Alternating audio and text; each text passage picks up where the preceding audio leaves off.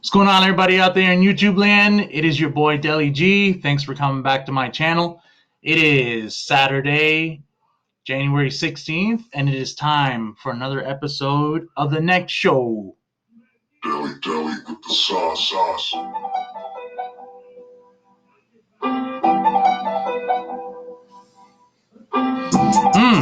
Yeah. Oh, I'm fired up about this one. Because on this one, things of topics to discuss will include my NFL playoff picks. Urban Meyer to the Jags. How's that going to work out? Saleh as the new head coach of the New York Football Jets, first Muslim coach in NFL history to be hired. My Flyers, they be 2-0, baby, against Pittsburgh too. How lovely is that? 2-0, and I'll talk a bit about that beat writer that Jake cussed out in the post-game interview. James Harden trade to the Nets. That was a big deal that happened this week. And I'll touch a bit on my Lakers, how they're doing. They're damn good as far as I can see. So hopefully, as always, I'll get to all that and more if we have lots of film time. So here we go. Let's start with my NFL playoff picks. So the first matchup I got here is going to take place. It's going to take place very shortly, actually. That's why I'm trying to get this out there for you guys. But we have the Rams at the Packers. Okay, so this is going to be a very highly contested matchup. However, it's very tough to play in Lambeau Field in January. So, and the Rams are used to playing in LA where it's warmer and whatnot. So, for that reason and the fact that Aaron Rodgers and Devontae Adams just are balling out, I'm going to give this one to the Packers at home. Now, this one, as always, when we talk about the Bills and Bills Mafia, I got to give a shout out to my boy, Jesse. This one's for you, buddy. This is going to be very, very tough, man. Lamar obviously won his first playoff game, so he's proven a bunch of haters wrong, including myself. I didn't pick them to win because I didn't think that, Lamar was going to show up and actually play a big game in a big moment. But this time around, you're on the road.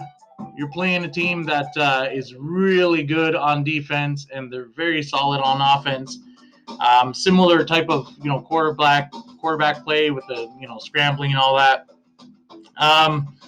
It's gonna be a very tough one, man. The Bills are favored by 2.5, so that's one of those trick lines there with a 0.5. A field goal, man.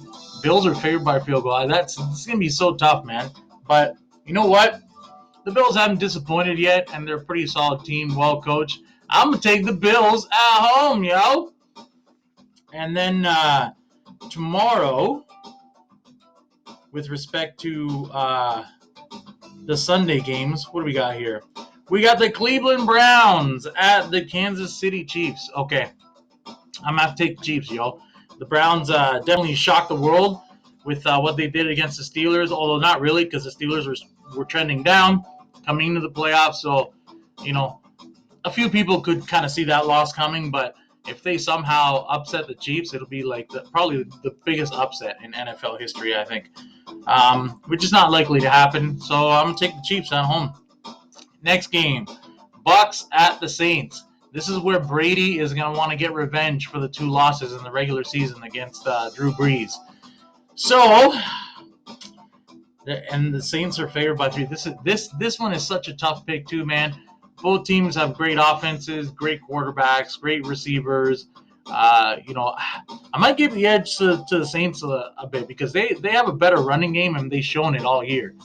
So I think I want to pick Tom, and I want to see Tom go to the Super Bowl just to stick it to the Patriots organization and Bill Belichick. But as much as I want to see that, I'm also a realist, and I'm going to have to take the Saints, man. They're at home. Their running game's a little better. Their defense is a little better. I'm going to have to take the Saints. So those are my playoff picks for this weekend. There we go. All right.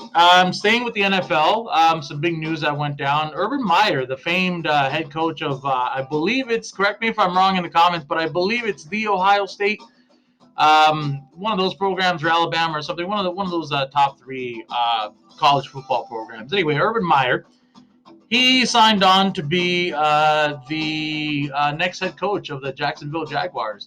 Probably mostly because they're getting the number one overall pick, Trevor Lawrence, and they have an okay defense, I guess. So I'm sure Urban Meyer wants to go to a place where he'll be able to start fresh with a new organization, and quarterback coming off of pretty good college year, although he did not win the national title and he did not win the Heisman. Let's just say for the record. But yeah, man, solid year all around, and he's still a pretty highly touted prospect. So as far as I'm concerned, I mean, it's a good hire, but he's got no experience, and you're starting off with a fresh rookie quarterback. It's going to take some time, but it could be a move that leads the Jags to prominence. We'll see. Hopefully not too much though, because I don't want him to get too far ahead of my Jets. Speaking of my Jets, great segue. The Jets hired. His first name escapes me. You can put it in the comment section, but Saleh as the new head coach. So first Muslim and possibly Arabic head coach in NFL history. So there you go, man, and that's good for the Jets, man, because they're a big market. So for a big market football team like that to show that kind of like progression in hiring a guy like that looks really good on them. They can't. It's bad for people to laugh at something like that when they've made such a progressive move, and the guy's done pretty well considering he had to deal with Garoppolo coming in and receivers getting hurt and this and that, and he was still able to get that offense to perform. So hopefully, I guess the Jets brass were really impressed with like his interview and sort of like the direction he's saying that he wants to take the team. So I mean, hopefully it works out. It'd be nice to see the Jets win again, especially since the Patriots are trending down. Now is the time to capitalize on getting into the playoffs, especially being that division, AFC East division. So we'll see what happens, man. Hopefully nothing but good things though. All right, guys. So here's the one that I wanted to spend a little bit of time on. It is my show, and being that it's my show, and I'm a Flyers fan, we gonna talk some Flyers hockey. Hey, how about them Flyers? 2-0, beat Pittsburgh twice in regulation, only conceded 5 goals, and scored 11. That's pretty good, bud. That's pretty good. I'll take that. So yeah, man, honestly, it's just great. I mean, I don't want to relish in it too much. It's only 2 games, but oh man, it was just great. It was just great to chirp at all of these ignorant Pittsburgh Penguins fans that all just want to cling to everything that's happened in the past. Okay, awesome. You got Sid, you got Gino, because they fell on your lap after 10 years of garbage and tanking for first round picks. Cool, good job. Meanwhile, Philly's always been doing it the right way with drafting and smart free agent moves. Sometimes for whatever the reason it doesn't pan out to the ultimate prize, but that's sports. Philly is just too competitive of a hockey franchise to just be like, oh yeah, let's just go and suck dick for 10 straight years and accumulate first round picks, and then we'll build a team that way. I mean, yeah, that's great. It won you a few cups, but man, is that really the way to do it? You're gonna sacrifice basically a generation of fans for a few cups. And mark my words, I'm telling everybody on YouTube right now, and I've already said this in the chats and everywhere else. Once Sid and Gino are done with this franchise and they can't get anybody else to replace them, they're done. And it's back to tanking for first round picks all over again to find the next Sid to save your franchise from bankruptcy and relocation. That's it. And while you're doing that, Philly hopefully will be winning cups, but they'll always be in contention. They'll always be in contention because they draft smart, and for the most part, they make smart signings in free agency. And they don't trade away all their first round picks for guys like Zucker and guys like Hossa and Rentos that really, don't do anything for you in the long run. But I digress. Go Flyers, go. All right, so to the NBA now. This is big. This is huge. I went down. James Harden forcing his way out of the Rockets to the Nets, and they're gonna have a 3-headed monster over there in the Nets. All right, you say, oh yeah, this is gonna be the team that takes down LeBron. We'll see about that. I mean, Kyrie's issues, flat earth guy, his whole thing, we don't know what's going on there. We don't even know how this team is going to gel together over the course of a shortened season. And, James Harden does look a little bit out of shape. So we'll see how that plays into, the grind of the playoffs. And we'll just see in general if they can even make it out of the East. There's a lot of parity in the East. And just because you got, James Harden, whatever, he's a great player, but ain't nobody having the GOAT discussion with James Harden. The GOAT discussion they're having with is MJ and LeBron.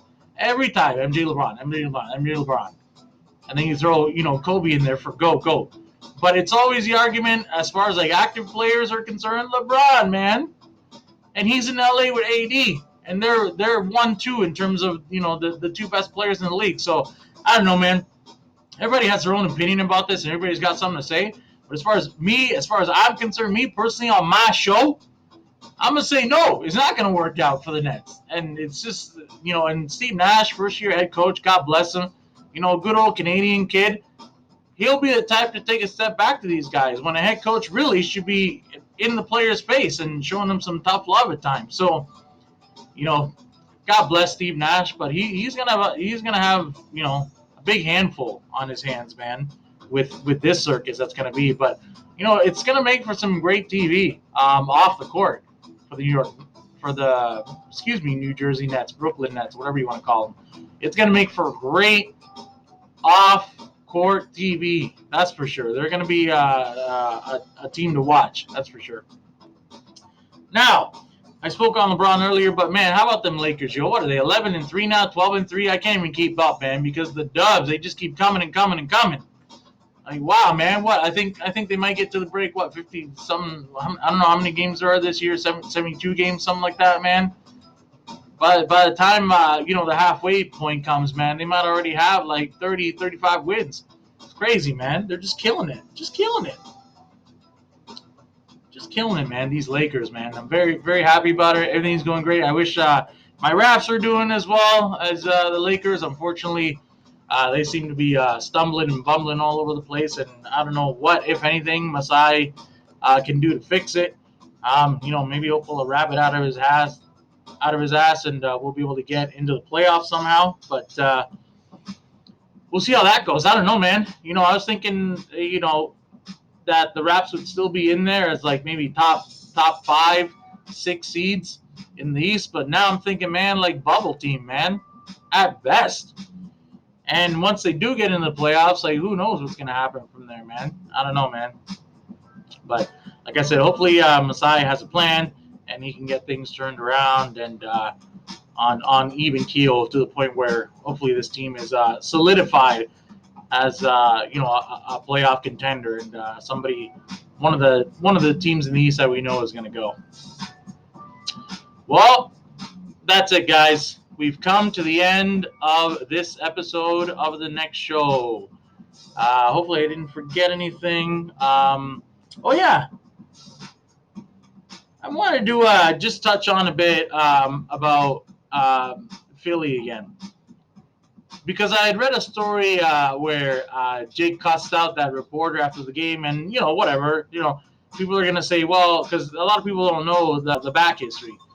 It's like, oh, well, he was just asking, a very neutral question about how things are going this year with the pandemic and whatever compared to seasons past or whatever. But the problem with this this weasel is that he's written things about Jake before, trying to run him out of town and all this. I seen one tweet that he wrote out that was in the Score.com's article about it, because they were talking about one of the other columnists had said something about like, maybe Jake Voracek for PK Subban would make some sense.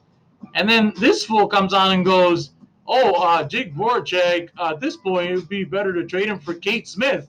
Like, what the fuck? Yo, that's your guy. That's your guy. And that's how you doing him like that? You don't do him like that, man. That's your guy. For all the trash that's come through Philadelphia, man, I don't do him like Kate Smith. What? I don't do my boy like that. For as much trash as come through Philly, man. So you're a disgrace, and you ought to be ashamed of yourself, and you deserve exactly what you got from Jakey, man. That was oh man, that was great, man. And even myself, I had my own doubts about Jake's long-term viability with the Flyers, but clearly from that clip, he's shown that he's still got the passion and the drive for this game. So that's awesome, man. That was good to see because Jakey is a normally, kind of like a low-key, reserved type of guy. He's always good with the media, but for him to come out and say this about this, piece of trash, I loved it, man. I loved it. Yeah. So again, hope I didn't forget anything. So yeah, whatever topics will be up for discussion next time, I will make sure to include them. But that's all I got for now, guys. As usual, I want to thank my lovely wife, Kirsten, because without her, this show would not be possible. So thank you, baby. Love you. And my beautiful girl, Sophia. I hope you're watching this on YouTube. Daddy loves you. And I hope everybody out there as well, out in YouTube land, continues to watch. So stay tuned. Keep it locked on the Daily G channel. Got lots of card breaks, next show episodes, video game highlights, all that good stuff. So keep it locked. This is Jelly G, and this has been another episode of the next show. Base.